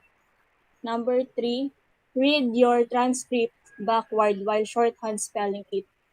4, focus your eyes on your output. Looking in the other direction means failure to complete the dictation. You will be scheduled for another set of dictation. All right. Thank you so much for that, Yap. So, ulitin ko lang. So, number 1, position yourself sideward. Make sure that the paper and your face are visible in the camera. So, in your groupings later on, ganito ang gagawin ninyo kapag magbabasa na kayo. All right? Then, when your turn, kapag kayo na magsasalita or I called your name na, face your output in front of the camera for 10 seconds. Bakit? Para makita ko kung meron bang longhand outline na nalagay kayo doon. Okay? Dapat that is merely a shorthand transcription lang. Then read your transcript backward while shorthand spelling. So spelling it. So let's say for instance, ano yung backward readings? So nasa salutation kayo. Sincerely yours, for example, that is sincerely yours, di ba? How are you going to read that one? S-E and U, sincerely yours, right? 8, no? E-T, 8, A-T, for 8, ganon. Pabaliktad siya. So, you're getting it, yung backward reading. Kahit mabagal lang, walang problema, but tuloy-tuloy tayo. So, focus your eyes on your output. Looking in the other direction means failure to complete the dictation. Gusto ko focus lang dun sa mismong output. Okay? So, let's try it. Huwag kabahan. Then, ready? Position. Yes, Rachel? You have question? Open your camera. Sir, ano po? May next class pa po kasi kami. Anong oras ba niyo ba? 4 o'clock na ba tayo? 4:30? Hanggang 4 lang po. Ay, sorry. Okay. So, because of that, 4 again, lang po. Sorry. Okay. Hindi pala sakto talaga yung ano. Okay, no problem.